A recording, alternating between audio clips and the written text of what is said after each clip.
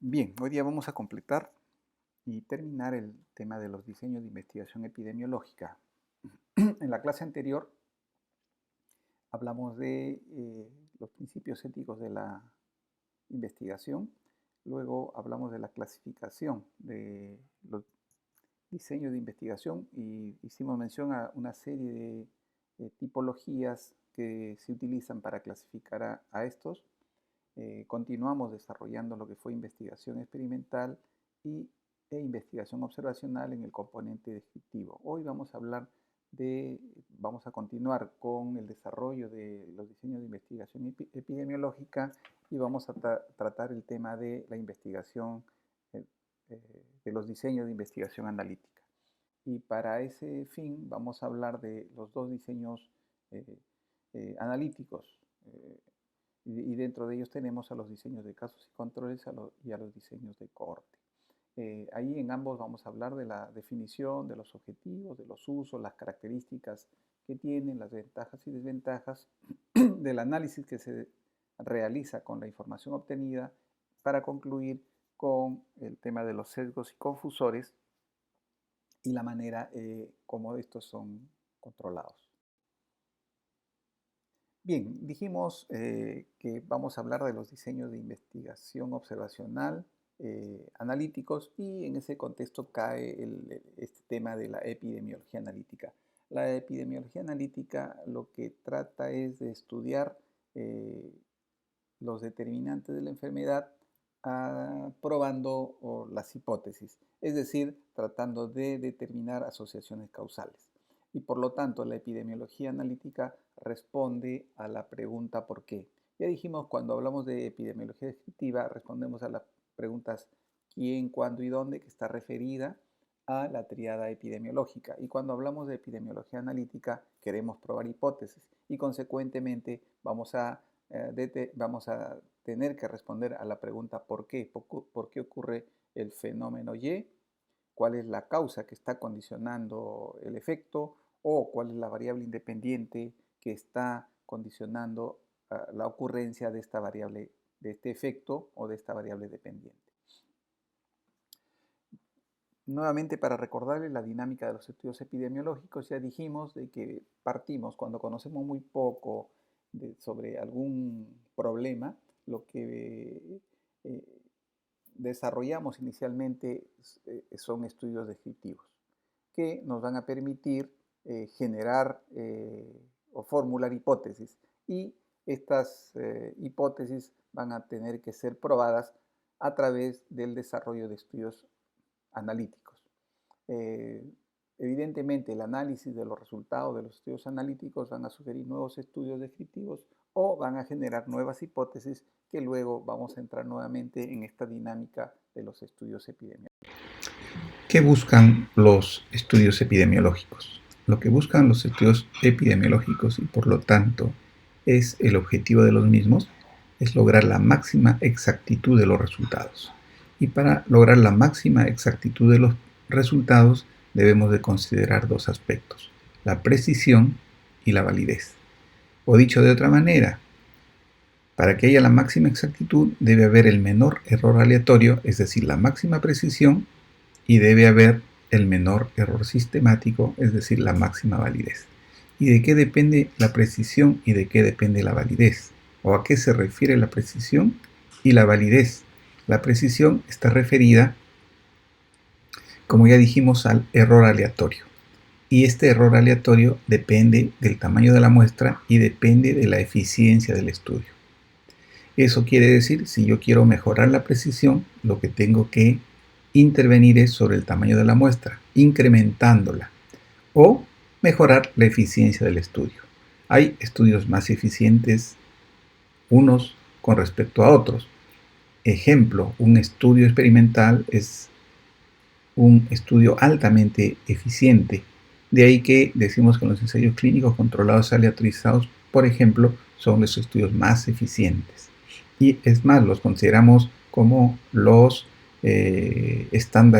como el estándar de oro de los estudios epidemiológicos o de los diseños epidemiológicos.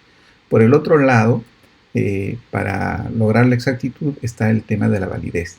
Y el tema de la validez está referido al error sistemático llamado también sesgo. Y para que nosotros logremos la mayor validez, tenemos que analizar primero la validez interna. Y la validez interna tiene que ver con los sesgos y con los confusores. Entonces, si yo disminuyo los sesgos y disminuyo los confusores, lo que voy a mejorar es la validez interna. Y si yo logro tener validez interna de mis resultados, es decir, validez para mi población de estudio, puedo pretender generalizar estos resultados hacia la población y por lo tanto decir de que mis resultados tienen validez externa. Entonces, como ven, la exactitud depende de dos elementos, de la precisión, llamado error aleatorio, o de la validez, llamado error sistemático, y el error sistemático tiene que ver con los sesgos y confusores. Ya también les hemos mencionado cómo es que podemos mejorar tanto la precisión como la validez de los diferentes estudios epidemiológicos y consecuentemente mejorar su exactitud.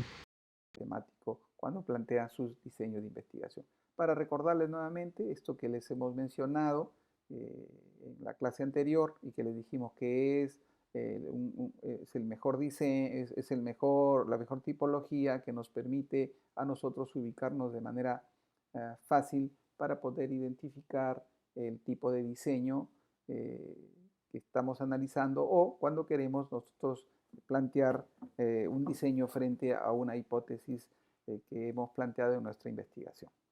Entonces ya hemos tratado los diseños experimentales, ya hemos hablado de los estudios observacionales descriptivos, hemos hablado de los estudios ecológicos, serie de casos, reporte de casos, transversales, características de cada uno de ellos, ventajas y desventajas. Cuando hemos hablado de los estudios transversales, hemos hablado de los transversales no comparativos que entran dentro del grupo de los descriptivos y de los transversales comparativos que entran dentro del grupo de los estudios analíticos observacionales. Hoy vamos a hablar de los estudios de casos y controles y de los estudios o de los diseños de cohorte. ¿Qué es un estudio caso-control o un diseño caso-control? Primero, recordar eso es un estudio observacional. ¿Por qué? Porque no hay la intervención del investigador. Luego se dice que es analítico. ¿Por qué? Porque hay un grupo de control, hay un grupo de comparación. Y en este estudio de caso-control lo que se hace es comparar un grupo de personas que tienen la enfermedad con un grupo de personas que no tienen la enfermedad. Y lo que analizamos es la proporción de expuestos en ambos grupos. Eso es lo que pretende un estudio de caso control. ¿Cuáles son los principios de este diseño de casos y controles? Primero, que los casos y los controles deben ser representativos para evitar el sesgo de selección. Deben ser representativos de la población en la cual se pretende inferir los resultados. O sea, si son representativos de la población en la cual se pretende inferir, podemos asegurar la validez interna. El otro principio es que deben ser comparables, es decir, que tanto los grupos de casos y de controles solo deben tener diferencias en la característica que estamos evaluando.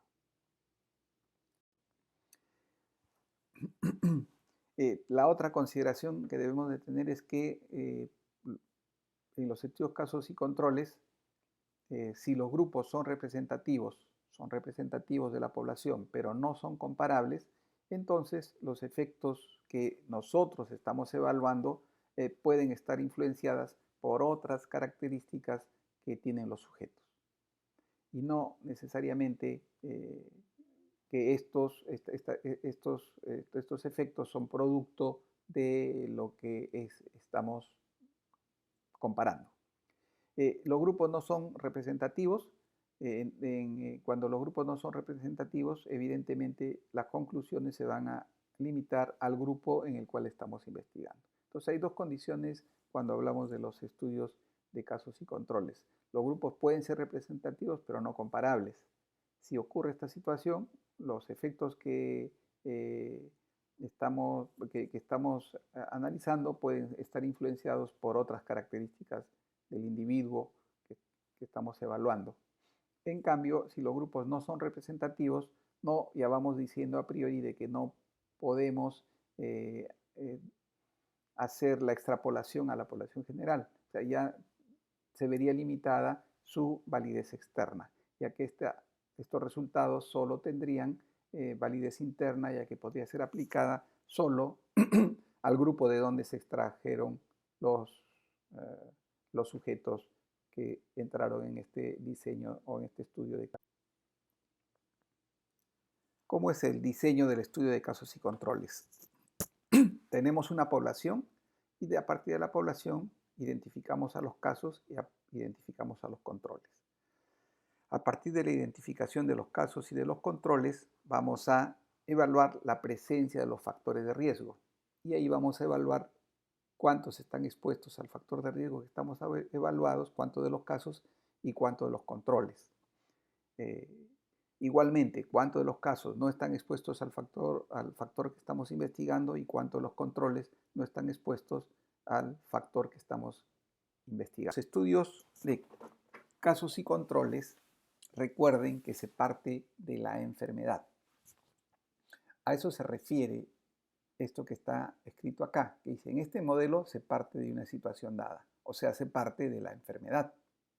Y luego tratamos de reconstruir lo ocurrido a través de la anamnesis. O sea, tratamos de investigar los factores que han estado involucrados con la presencia de este caso y los factores que han estado involucrados con respecto a los controles. De ahí que los estudios de casos y controles, ¿cómo identificamos un estudio de caso y control? Si es que la investigación parte de la enfermedad.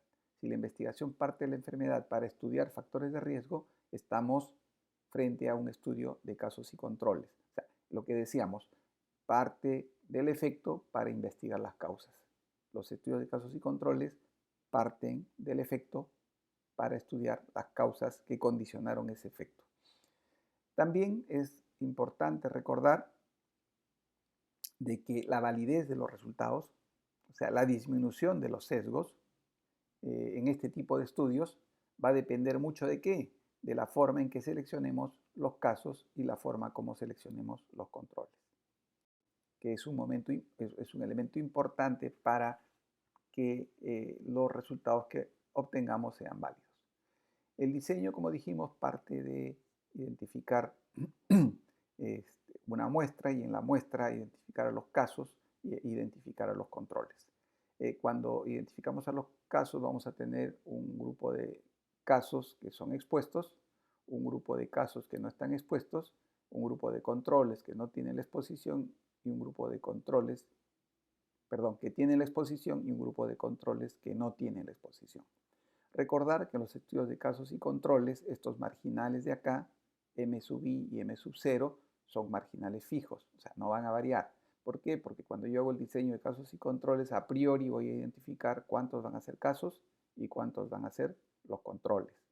Y a partir de ahí voy a identificar cuántos de los casos tienen la exposición, cuántos de los casos no tienen la exposición, cuántos de los controles tienen la exposición y cuántos de los controles no tienen la exposición. Por lo tanto, estos marginales de acá, n sub i y n sub 0, van a variar o van a tener fluctuación aleatoria. ¿Cuál es el objetivo de los estudios de casos y controles? El objetivo fundamental es investigar factores causales de enfermedad. Ahí también recuerden, los estudios de casos y controles parten de la enfermedad y el objetivo es estudiar factores causales. Y los estudios de casos y controles nos permite a nosotros identificar o estudiar múltiples factores de riesgo. Entonces recuerden este concepto, que los estudios de casos y controles parten de la enfermedad para estudiar múltiples factores causales o múltiples factores de riesgo.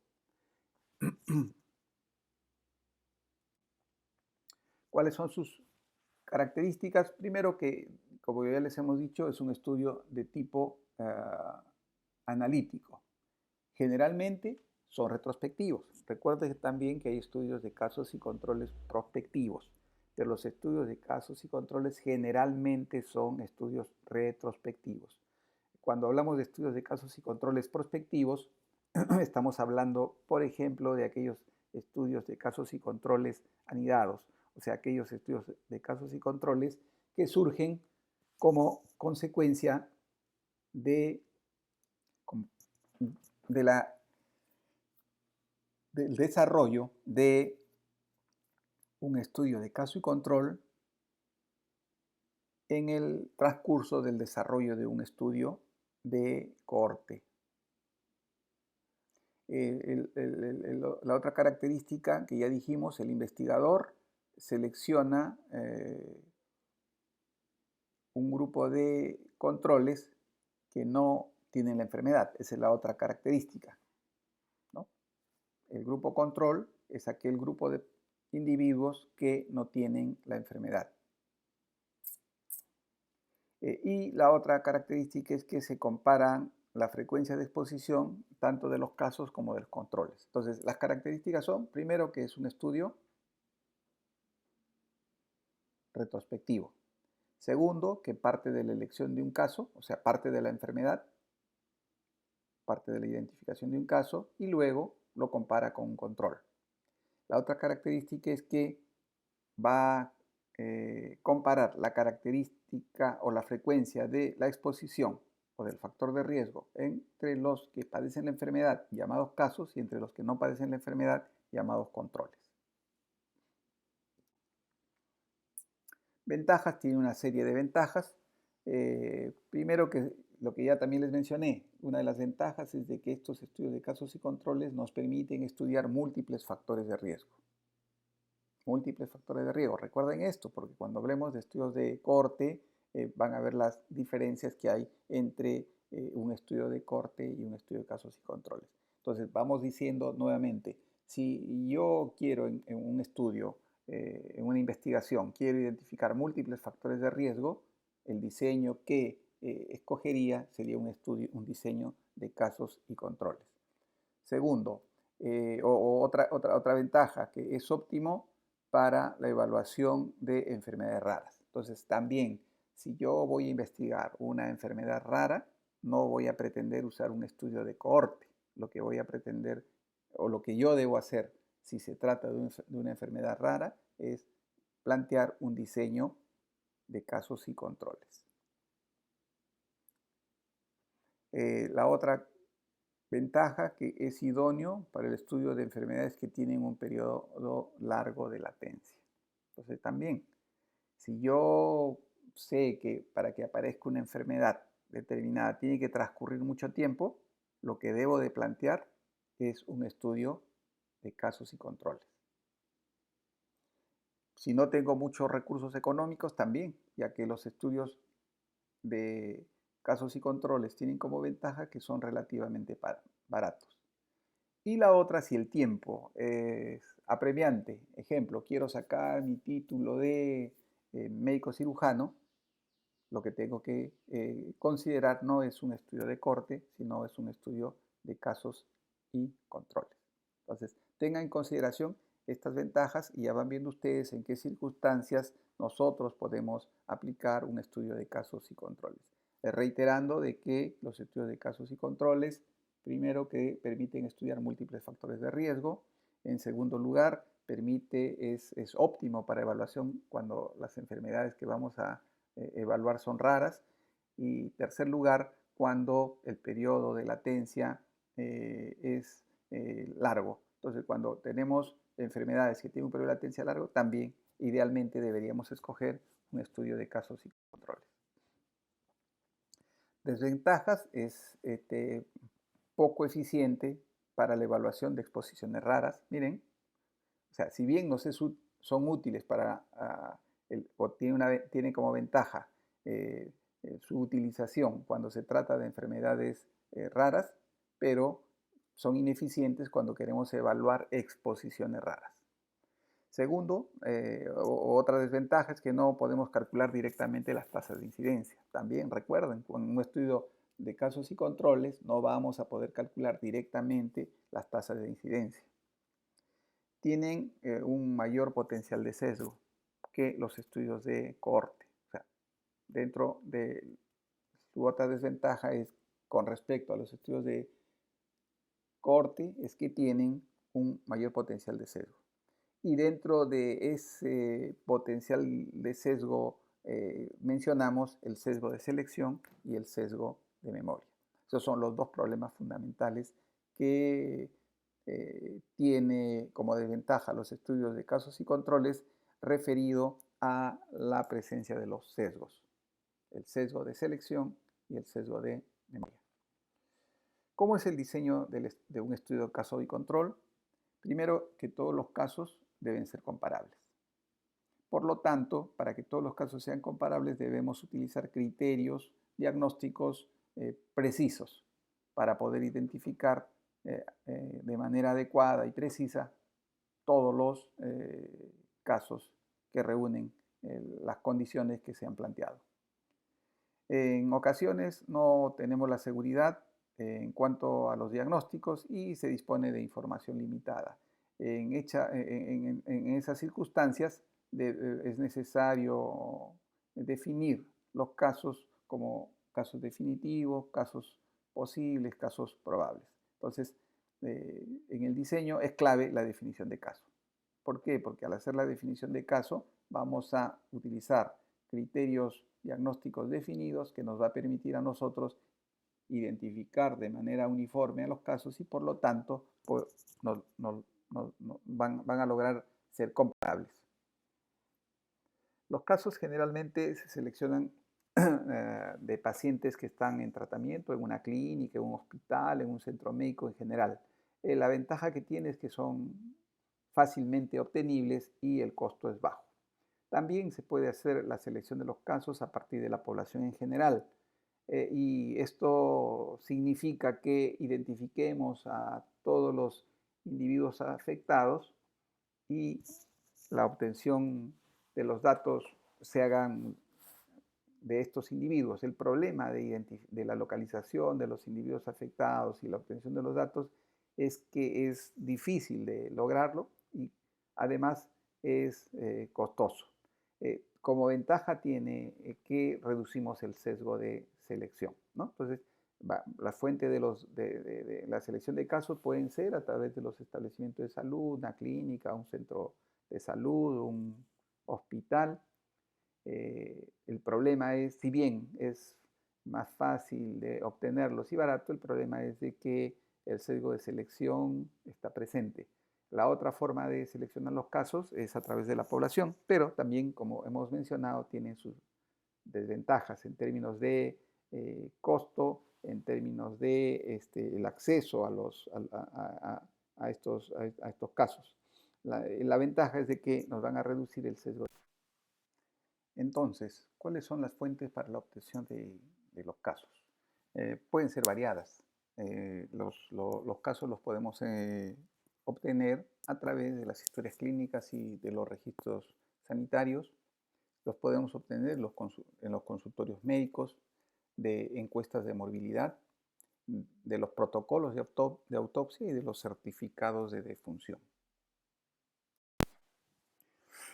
Un aspecto crítico es la identificación o la selección de los controles. Entonces debemos de tener en cuenta este aspecto fundamental cuando nosotros vamos a seleccionar los controles. ¿Por qué? Porque lo que debemos pretender es de que los controles sean lo más comparables a los casos. Si no ocurre esta situación, lo que vamos a tener es la presencia de los sesgos y fundamentalmente el llamado sesgo de selección. De ahí que la selección de los controles se constituyen en la principal causa de la ocurrencia de sesgos. También tenemos fuentes potenciales de controles. Ya dijimos, los casos los podemos obtener de establecimientos de salud o los podemos obtener de la población. ¿Cuáles son las fuentes? Ya mencionamos las diferentes fuentes para obtener los casos. También hay fuentes potenciales de controles. Y las fuentes potenciales pueden ser de los controles, o sea, de los que no tienen la enfermedad, pueden ser pacientes hospitalizados, pueden ser grupos especiales o pueden ser personas que son seleccionadas de la población general. Cada una de estas fuentes tienen ventajas como desventajas.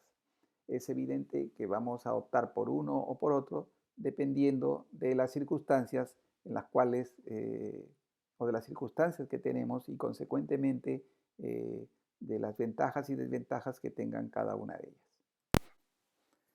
Cuando seleccionamos los controles de pacientes hospitalizados, ¿eh?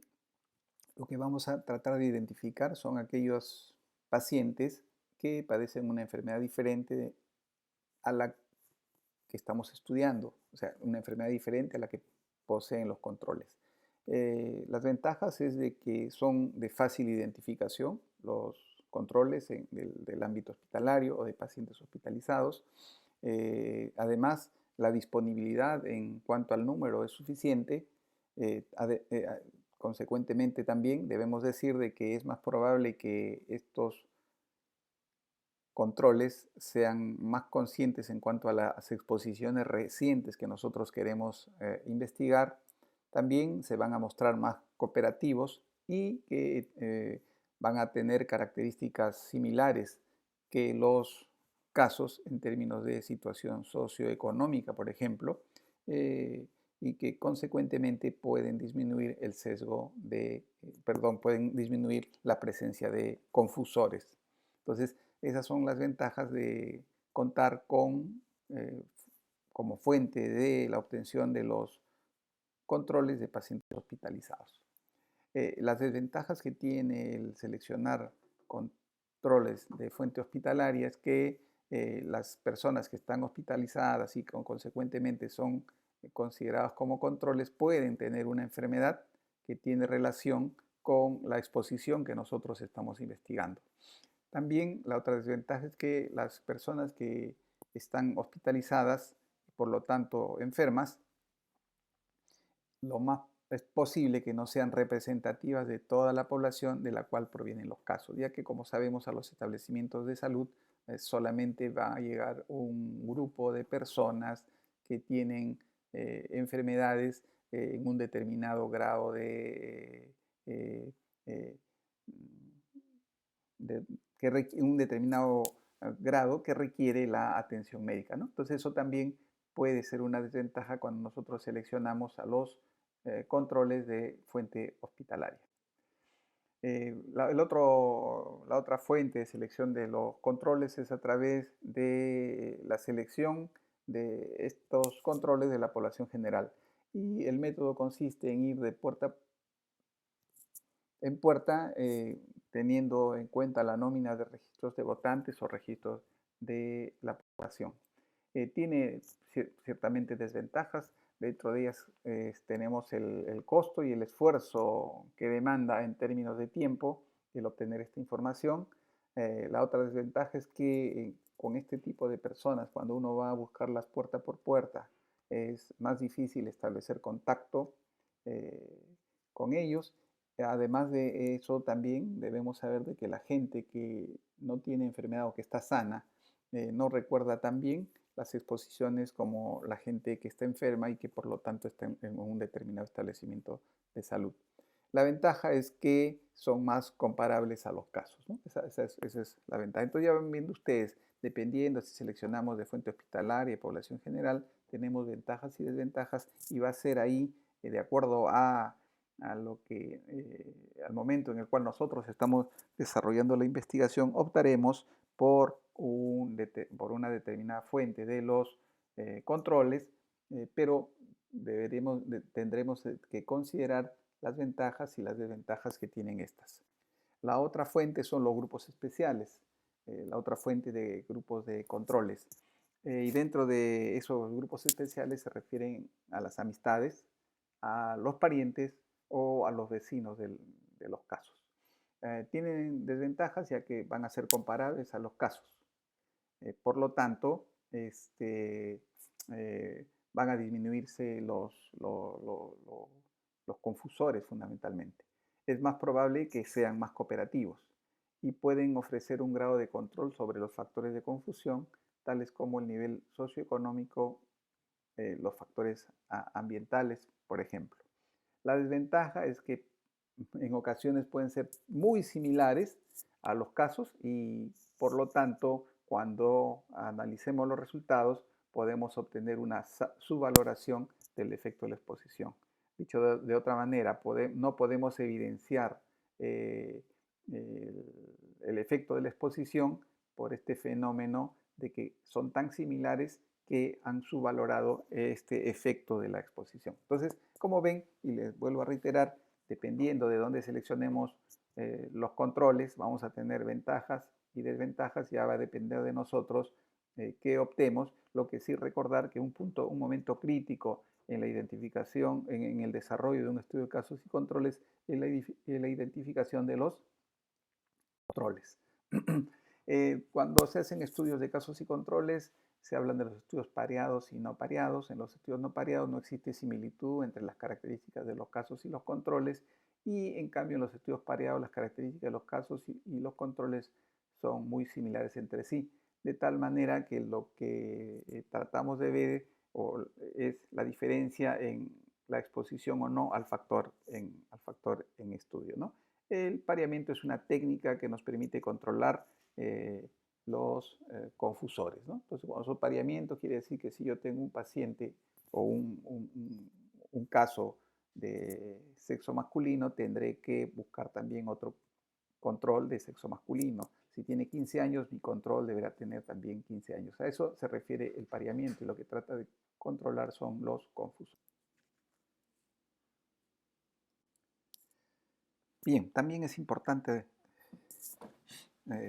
decirles de que el tamaño de la muestra o el cálculo del tamaño de la muestra para los estudios de casos y controles requiere tener en cuenta ciertas consideraciones. Ya dijimos que el tamaño de la muestra lo que va a permitir disminuir es el error en el estudio. Y esas consideraciones a tener en cuenta para el tamaño del cálculo de la muestra son los siguientes en el caso del diseño de casos y controles. Primero, debemos de tener en cuenta el nivel de significancia estadística, es decir, el valor alfa. Luego, la potencia del estudio, y ahí nos referimos al valor beta. La proporción de expuestos a la variable independiente en el grupo control y el OR hipotético asociada con la exposición. Entonces, teniendo en cuenta estos criterios, vamos a poder calcular el tamaño de la muestra, y con lo cual vamos a disminuir el error en el estudio. Hablaremos del análisis, cómo se hace el análisis cuando tenemos los resultados de un estudio de caso control. Les hemos puesto el ejemplo del estudio de caso control no pareado y caso control pareado. Lo que les quiero adelantar es de que para fines del aprendizaje y para fines del curso no se preocupen por el análisis de los estudios caso control pareado. Fundamentalmente fijémonos en el análisis de caso control no pareado, que es lo más frecuente que se desarrolla. En ese sentido, es importante nuevamente que ustedes recuerden las medidas de la fuerza de asociación que revisamos cuando hablamos del enfoque de riesgo en el proceso salud-enfermedad, y donde tomamos en cuenta estas medidas, ¿no? Recordarles que para los estudios de casos y controles, donde no es posible determinar la incidencia, la medida de la fuerza de asociación que se calcula es el OR. Y cuando son estudios caso-control no pareado, es la razón de productos cruzados A por D sobre B por C. Cuando se trata de caso-control pareado, la razón que se obtiene es la razón de los cuadrantes discordantes. En este caso, S sobre T, y eso nos dará el OR o nos determinará la fuerza de asociación. Aplicando esta fórmula para el intervalo de confianza para el OR,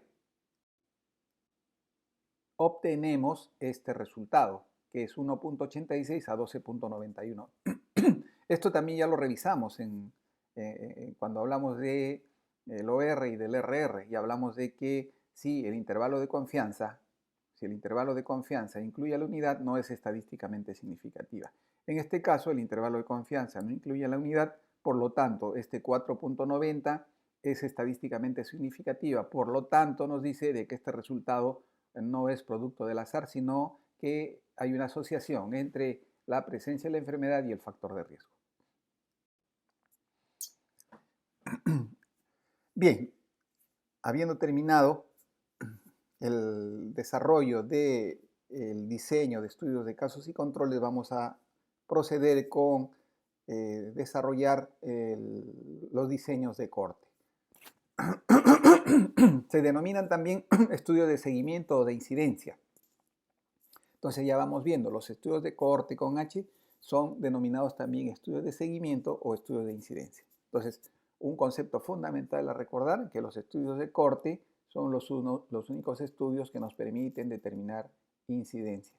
Son, por lo tanto, conocidos también como estudios longitudinales, y estos estudios longitudinales o estudios de corte pueden ser retrospectivos o pueden ser prospectivos. Cuando hablamos de estudios retrospectivos, hablamos de estudios de corte históricos. ¿Cuál es el valor que tienen estos estudios de corte? Es que proporcionan la mejor información sobre las asociaciones causales entre la enfermedad y la ocurrencia de un daño, y además es la medida más directa del riesgo de desarrollar la enfermedad, ¿no? Entonces, los estudios de corte nos proporcionan esa información muy potente para determinar asociación causal, y además nos permiten determinar el riesgo de manera directa. ¿Por qué? Porque estos estudios de corte permiten de calcular las incidencias. En los estudios de corte lo que se trata es del seguimiento de individuos caracterizados ¿por qué? Por estar libre del daño. Entonces recuerden bien esto. Cuando nosotros hablamos de estudios, casos y controles, dijimos que los estudios, casos y controles parten de la enfermedad. O sea, identificamos al caso y a su control. Cuando hablamos de los estudios de corte, lo que hacemos es seguimiento de individuos que están libres de la enfermedad. O sea, no tienen la enfermedad. Por lo tanto, los estudios de corte lo que hacen es, no parten de la enfermedad, sino parten de la exposición. Parten de la exposición para ver qué, el efecto, o sea, la ocurrencia del daño. Hay otra, haciendo comparación con los estudios casos y control, vamos a decir, los estudios caso-control parten de la enfermedad. Los estudios de corte parten de la exposición. Los estudios caso-control estudian múltiples factores de riesgo. Los estudios de corte estudian múltiples enfermedades. Entonces, esas diferencias hay que recordarlas. Adicionalmente, el único estudio que puede determinar las incidencias dentro de los estudios observacionales se llama estudio de cohorte. Y por lo tanto, estos estudios de cohorte son los que nos van a permitir determinar el riesgo de enfermar. ¿Cuáles son los usos de los estudios de cohorte? Uno de los usos es que nos permite ensayar hipótesis de causalidad y de riesgo, ¿no?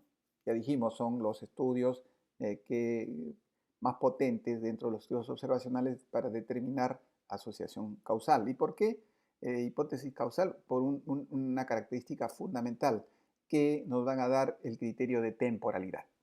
¿Por qué? Porque como hacemos seguimiento, vamos a poder decir que primero fue la exposición y después fue el efecto, y esta conclusión va a ser contundente.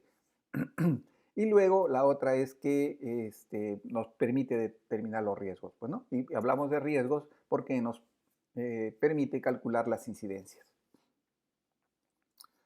Uno de los productos de mayor interés en un estudio de corte es la obtención de tasas de incidencia, reiteramos, de enfermedad o de la condición del estudio. O sea, cuando hacemos un estudio de corte vamos a poder calcular los riesgos en los expuestos, los riesgos en los no expuestos, los riesgos en la población total. Y ya dijimos que los riesgos los vamos a medir a través de la incidencia. Puede ser incidencia acumulada o densidad de incidencia. Otros usos es el estudio de la historia natural de la enfermedad. ¿Por qué? Porque los estudios de corte permiten realizar un seguimiento de los individuos sanos con criterios y métodos diagnósticos estandarizados. Entonces, si yo tengo una persona que la sigo, a un individuo sano, que la sigo haciendo uso de criterios y métodos diagnósticos estandarizados, fácilmente voy a poder ir reseñando cómo es que ha ido evolucionando hasta llegar a la enfermedad. Luego, permite explorar el efecto de exposiciones de baja frecuencia en la población. Y ahí debemos recordar que en el campo de las enfermedades ocupacionales, fundamentalmente, es posible observar el comportamiento de cohortes de sujetos que son sometidos a exposiciones de rara ocurrencia en la población general, ¿no? Entonces, un gran aporte de los estudios de corte es explorar el efecto de exposiciones de baja frecuencia en la población, pero que en poblaciones específicas se convierte en un factor que puede luego expresarse en un daño a la salud, ¿no? Entonces, también el otro uso es explorar el efecto de exposiciones de baja frecuencia en la población.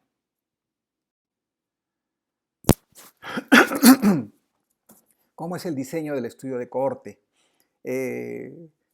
Partiendo de una población, como dijimos, tenemos personas sin la enfermedad, o sea, personas susceptibles, a diferencia de los estudios de casos y controles, donde partimos de la enfermedad. Le reitero, en los estudios de cohorte partimos de la exposición, o sea, personas sin la enfermedad, unas que están expuestas y otras que no están expuestas. Dentro del grupo de expuestos que partieron sin enfermedad, unas van a desarrollar enfermedad y otras no van a desarrollar enfermedad. Igualmente, dentro de las personas sin la enfermedad y sin exposición, unas van a enfermar y otras no van a enfermar. Así es el diseño del estudio de cohortes. Y lo que vamos a obtener luego es una tabla de 2×2, donde vamos a tener personas que tenemos la población, una muestra, eliminamos a las que tienen el daño y seleccionamos a las que no tienen la enfermedad. Es el principio del diseño, parte de las personas sanas. Un grupo está expuesto y otro grupo está sin la exposición. De los expuestos unos se enfermarán, otros no enfermarán. De los no expuestos unos se enfermarán y otros no enfermarán. Y se constituirá esta tabla de 2×2, donde vamos a tener que la exposición es el marginal fijo cuando hablamos de estudios de corte.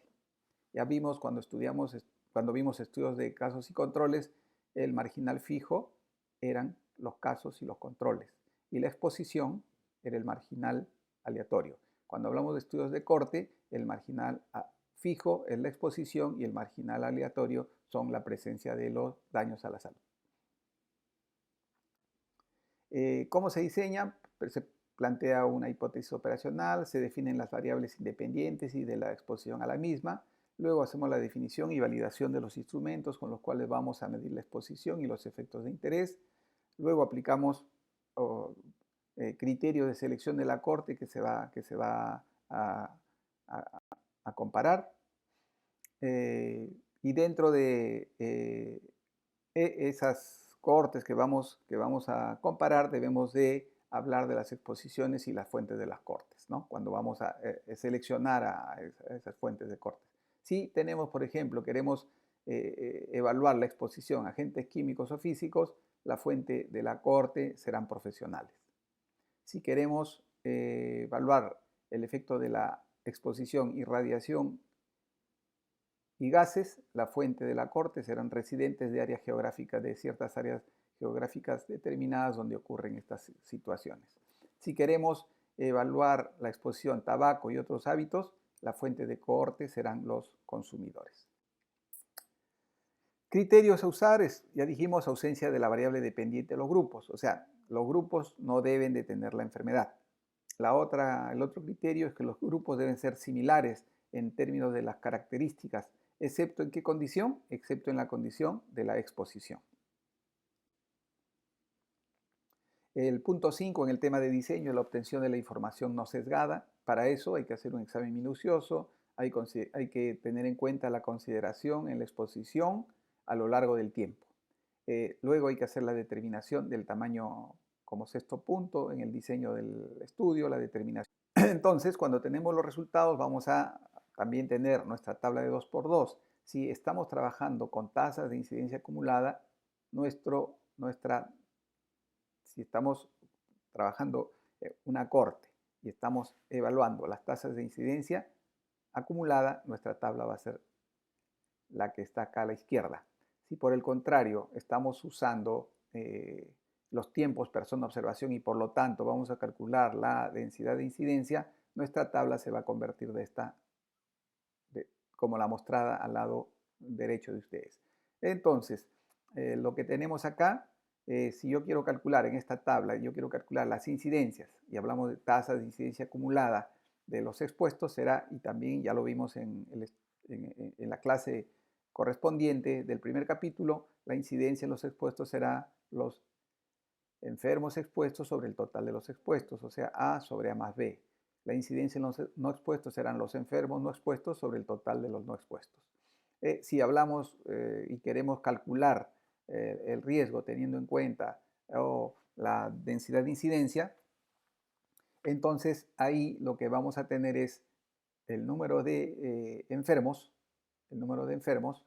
expuestos y el número de enfermos no expuestos. Y acá tendremos el tiempo persona observación en los expuestos y el tiempo persona observación en los no expuestos. Este será el tiempo persona observación en toda la población y estos serán todos los enfermos, tanto en los expuestos como en los no expuestos. Entonces, si yo quiero calcular la densidad de incidencia en los expuestos, será el número de enfermos expuestos sobre el tiempo persona observación de los expuestos. Y si yo quiero calcular la densidad de incidencia en los no expuestos, serán todos los enfermos no expuestos entre el tiempo persona observación de los no expuestos. Y si yo relaciono la incidencia en los expuestos sobre la incidencia entre los no expuestos, estaré obteniendo la medida de la fuerza de asociación denominada riesgo relativo. ¿Cuál es el análisis en los estudios de corte y cómo hacemos la comprobación de la hipótesis? De igual manera que en el caso de los estudios de casos y controles, lo que vamos a usar es el chi cuadrado y vamos a calcular el intervalo de confianza para el riesgo relativo.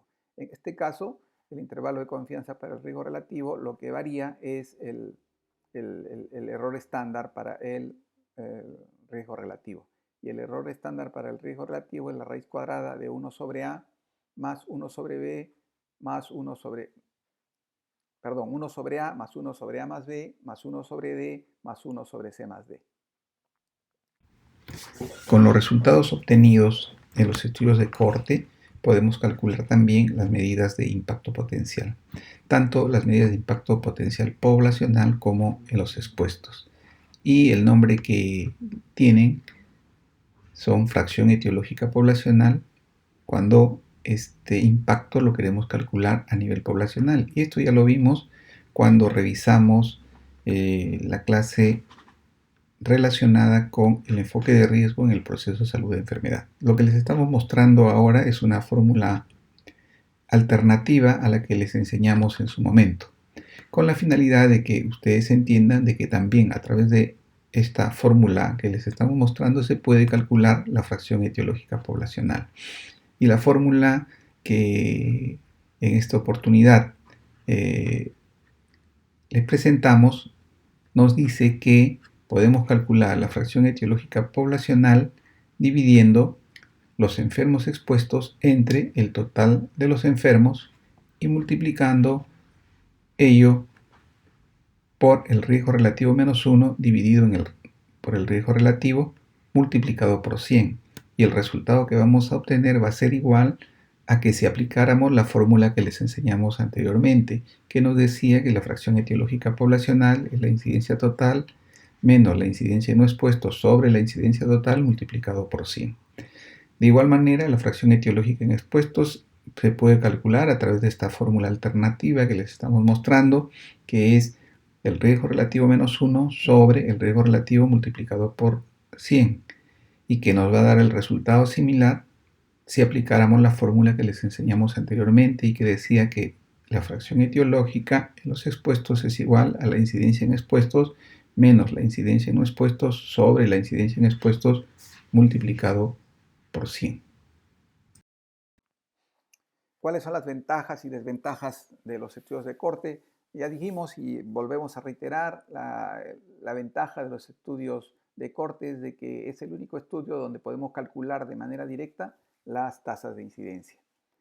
Adicionalmente tiene menos sesgo que los estudios de casos y controles. Y ya dijimos, si podemos calcular las incidencias, podemos calcular el riesgo relativo, el riesgo atribuible, la fracción atribuible o fracción etiológica. Desventajas, se requiere de muestras numerosas. Son costosos y requieren un tiempo prolongado, ¿no?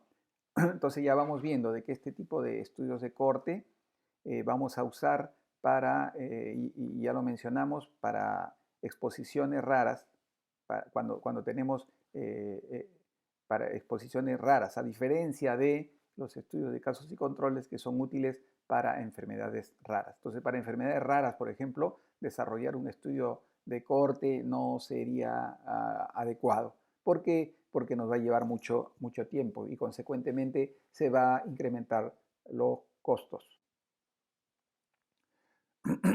Bien, ahora para hablar de... Con esta sesión concluimos todo lo referido a los diseños epidemiológicos, tanto experimentales como observacionales, y dentro de los observacionales los descriptivos y los analíticos.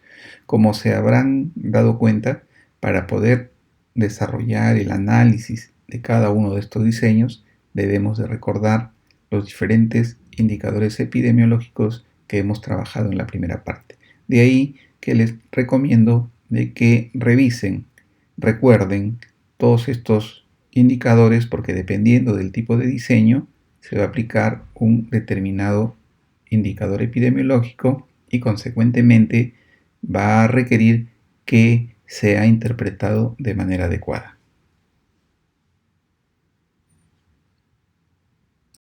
Les agradezco su atención y ya nos estaremos viendo o nos estaremos comunicando en las próximas clases. Gracias.